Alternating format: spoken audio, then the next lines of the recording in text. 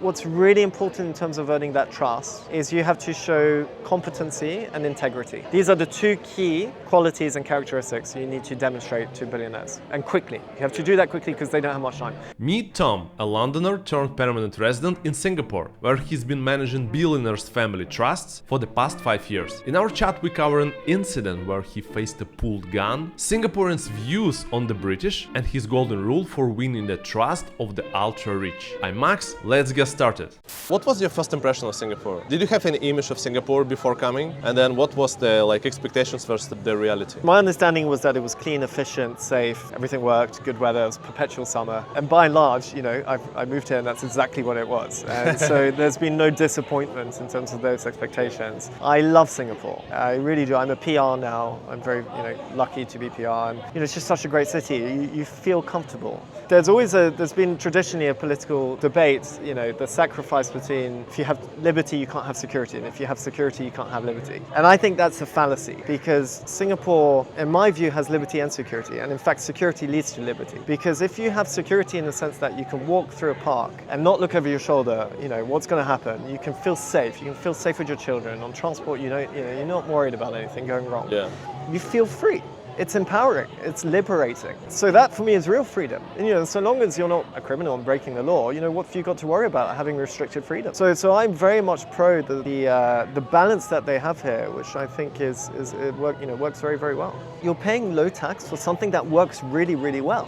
For everything that works around you, because it's so efficient and so modern. And I think it's easier. It's a nation state. It's small. It's an island state, and so it's obviously easier to govern. But there's been other small states with small populations who have got it completely wrong. And I think that's testament to the visionary, how Singapore got itself out of its fairly much a swamp only 60, 70 years ago, and how it's moved so quickly out of that and created what it's created today. Where we're sitting now. I mean, you're in absolute first world with this tropical feel to it, and that's a lovely combination. So I moved to England when I was 10, and then went to primary school there, secondary school as well. Then did a gap year in Tanzania, so I was teaching geography and physics in a secondary school just under Mount Kilimanjaro. So every morning I woke up to the view of Kilimanjaro looming over me, which was pretty cool. It wasn't an easy experience. I had some really tough times as well. I had a gun pulled on me, for instance. My very last day in the city, Dar es Salaam, which is Arabic for haven of peace. Disclaimer, it is by no means a haven of peace. I had someone come up to me and my friend, and he said, are you Americans? And my friend said, well, no, why? And he said, well, I hate Americans. And there'd been some tension, there was sort of some terrorist presence actually on the east coast of, Kenya and Tanzania, and still is to some extent. And so there was a feeling that, that I was sort of almost the enemy, and he really threatened me. And I said, well, I'm not American, I'm English. I had an England football shirt on, it was in the middle of Euro 2004. He took a step back, and I remember his eyes twitching, I remember this very vividly. He took a step back and he suddenly just pulled out a gun and just pointed at me and my friend, and up and down. And my reaction at the time was fairly ridiculous, and I still can't quite work it out why, but I genuinely started to laugh, and I didn't quite comprehend the drama of the situation. It just seemed quite surreal, and so I think he was quite surprised by that. He took a step back and then disappeared off into the crowd, and I didn't see him again. So that was Tanzania, but it was an amazing experience, and I think hardened me as well. What do you think the attitude of Singaporeans towards you as a British? Do you feel any bias, or is completely normal? I think on one hand, there's a feeling of mutual respect. There's a fondness. Obviously, the British were intimately involved in recent Singaporean history, the last 200 years. And so there's a commonality in some respect of culture. There's more of a bridge between British culture and Singaporean culture than, let's say, German and Singaporean. So in that sense, there's more of an entente. And often I'm speaking to Singaporeans, they speak fondly about the British, and certainly most of them have a British football team that they support. And we can talk at length. Often my most common taxi conversation, is about a football team, an English Premier League football team, and it's a way to reach a sort of a commonality, and it's very quickly. I mean, football is a fantastic language, transgresses any language differences or cultural differences. Sometimes I've noticed elements a little bit of, I don't know, potentially some feeling of, I wouldn't say resentment. It's good that the British are gone, so to speak. But I have to say that's not been a big feature in my experiences. in Singapore. Mostly, it's on the positive side.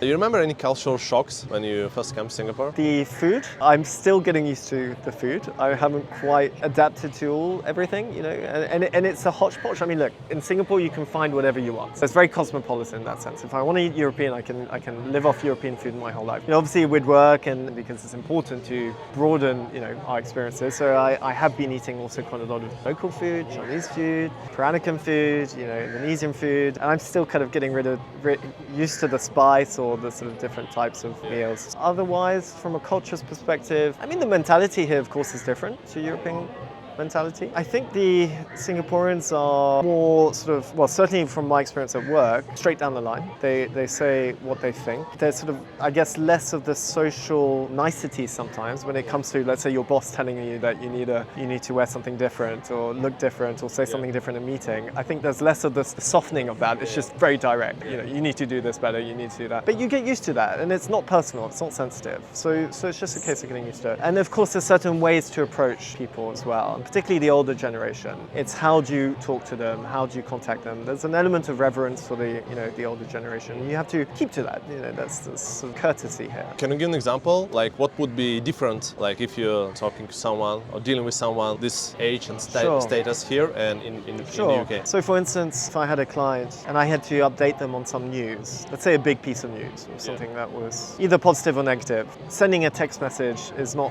the polite thing to do. Do you like the weather? I do. You know, some people complain about the weather. I like the heat. The humidity can be challenging. I remember once going to a meeting. It was when I just moved to Singapore. It was in my second month of being here. And I had a meeting and I was, you know, dressed up in my suit and I was late. And I made the terrible mistake of running to the meeting. No, you don't do it. It was a 15-minute run in the midday heat. And I never made that mistake again because I turned up to the meeting looking like I'd fallen into a swimming pool. I mean, genuinely I was, you know, dripping. But I think, you know, humans are adaptable and we acclimatise. And now I'm fairly used to the heat and I can now walk in the heat without noticing it too much. Can you recall any crazy stories with like dealing with billionaires, without names of course, but something like this stick to your mind? For instance, I went to Hong Kong and I was meeting next gen billionaire, you know, family-owned billionaire, and he was giving me a whiskey sampling experience, him and his friend, and we were doing blind tasting of some incredible whiskeys, like, you know, 45-year-old sort of Port Ellen, that sort of stuff. You know, each sip of that probably cost me more than my monthly rent. We ended up getting fantastically drunk, incredibly drunk, and I was, you know, the vulnerable one. I got so drunk that I ended up going to the bathroom and sort of being, you know, I had a very intimate relationship with the bathroom sink for about half an hour, and in the end they had to come and pick me up and put me into the taxi home, and that was my first meeting with this guy, you know, and I was like, oh damn it, I've completely blown it, you know. Yeah. How could I have so shamelessly got so drunk? And you know, next morning I'd missed my alarm clock from my flight back to Singapore, and I remember getting on I was with my boss and I got onto the MTR, the Airport Express to the airport, and I was sick on the train. You know, this is so shameful. I can't believe I'm revealing this for an audience. The week after, I did the biggest trade I could have with that client, because somehow we had connected on that level, which was he saw that side of me, which was the human side, not the banker side. Tom being the human, the fallible, someone who on the sink being sick, and he had to carry me out of the bar. So I think you get these types of experiences, and that was fairly colourful. But again, it showed me, and it's back to another point, which is showing your human side is really important. Yeah. Since you have this vast experience dealing with super successful people, what would be the main difference for you if you're dealing with someone like super high level versus like normal person? That's the thing. I think it's important not to deal with them differently, because super wealthy people don't want to be elevated onto a pedestal and have, you know, artificial relationships. In fact, what they're seeking is normal life, and it can be actually, you know, quite lonely, and probably they feel isolated because no one deals with them as humans. They all see them as opportunities to make business from, you know, to make money from. There's always some agenda, you know. So I think trust is a big issue for some of these billionaires, because either they've been, you know, screwed many times, or they know that someone has an agenda, and it's almost transparent in the way that people deal with them, because there's this either, you know, an obsequiousness or a reverence that feels artificial, and they don't really like that. I always try and deal with them as completely as, you know, normally as I can. with respect to being respectful, of course. I mean, as my whole point, but that's a cultural point. That's not a wealth point. I will be respectful from a cultural perspective because it's the right thing to do, but I won't try and differentiate between wealth strata, if you see what I'm saying. I think the one thing that is probably more different is the time factor. Yeah. So they have much less time. Time is critical, and you realize at that level how important it is. And so, what I've noticed, a certain characteristic commonality between the billionaires I've worked with is that it's no nonsense. They want the answer, they want it quickly, they want the results, and so they want you to not BS them in any way, shape or form. And they can see through it very transparently on the whole. And you're also often dealing with these brilliant people who have done incredibly well in life at their certain industry, whatever it is. So they may be a certain way on the spectrum of just being so laser focused on what it is that they've done to be, it's their passion, it's all encompassing. So you just have to bear that in mind and kind of work with that and try and speak their language. Match them on that passion, match them on the enthusiasm. Be efficient with them, be quick, give them the answers, no nonsense. What would be this balance between no spending their time, no wasting their time, versus you still have to talk about family and still you have to build this rapport, build these relationships? How do you balance it? They have to trust you. And I think what's really important in terms of earning that trust is you have to show competency and integrity. These are the two key qualities and characteristics you need to demonstrate to billionaires, and quickly. You have to do that quickly because they don't have much time. So you can do that simply in the way you talk. Speed at which you talk, the tonality, changing the tonality, the comments you make. You want to be insightful, you want to be interesting, you want to be slightly different. So you can demonstrate competency fairly quickly through simple conversation. You can do two in one. You can talk about family and demonstrate empathy and demonstrate understanding, demonstrate interest in them, and then connecting dots. You can demonstrate creativity. They make a comment, you can link it with something else that might be relevant to you or something completely different. And by that, you're demonstrating creativity. That's how you can quickly sort of go up the curve of gaining their respect and trust. Since they value their time so much, what would be your elevator pitch for a billionaire if you wanted to explain why you should subscribe to this channel? Despite the hectic and busy lifestyles, it's important for them to always go back to what it is about human relationships and understanding other people's perspectives, a variety of perspectives, in order for them to be better leaders, to keep at the back of the mind what are the levers of human motivation. And I think what you do in your channel extremely well is you dig deep into what motivates people, and different people as well. And that is fundamentally important to be a good leader. You need to understand people, and I think through your channel, they would be able to sort of keep that, front of mind, and therefore they, of course, should subscribe. So guys, if you want to be a better leader, subscribe to the channel. I think it's super cool to be around this level of people because you can learn a lot from them. What do you think you learned from these high-level people, and what's the common features that they share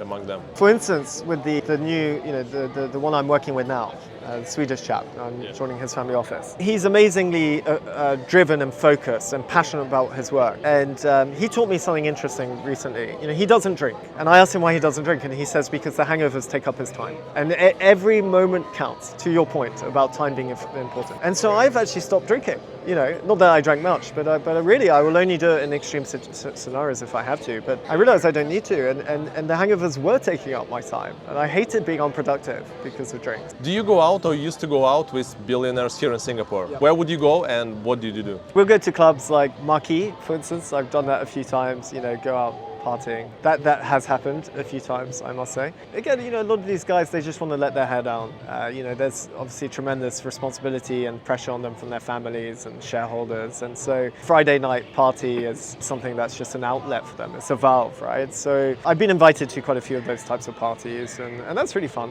What else? I mean, a lot of them play golf. I'm useless at golf, so that's not something I've done. I'll meet them, at some sort of members bars or whatever it is, some nice restaurants. We'll go. Often they'll introduce me to their friends. That's another thing, in terms of building the network. It's sort of referrals. They'll bring a friend, they'll be introduced, and that's how it goes. Is there a big private party scene in Singapore? There is actually, yeah, it's growing quite quickly. I think there's been a sense from the Singapore government to not necessarily support and encourage it, but at least allow it to happen. Because obviously with what's been happening in Hong Kong and China, there's been obviously big inflows of people coming from Hong Kong. Hong Kong was a very different party atmosphere, and so now Singapore has tried to, I think, embrace that a little bit more. And you'll get, a ton of these private party groups springing up everywhere. I'm friends with a few DJs here. There's always these sort of weekend parties going on, and I'll get invited. Some of them are private in the sense that, you know, no one really knows about it. It's word of mouth, and you just have to be part of, you know, in the know. Yeah. That's happening a lot, and that, I think it was an expression of sort of freedom after COVID in particular. It really exploded. Yeah, Singapore is really catering to that now. And so when people say, oh, Singapore's sterile, it's boring, you know, nothing, there's no fun, that's not true. If you want to have fun in Singapore, there's definitely fun in Singapore. Short questions. Fish and chips or chicken rice? Fish and chips. Jack Ma or Richard Branson? Jack Ma. Cockney or Singlish? Probably Cockney. It's fun. It's really lyrical. I love Cockney. YouTube thinks this is the best video for you. If it's bad, it's not my fault. Blame YouTube, so go check it out.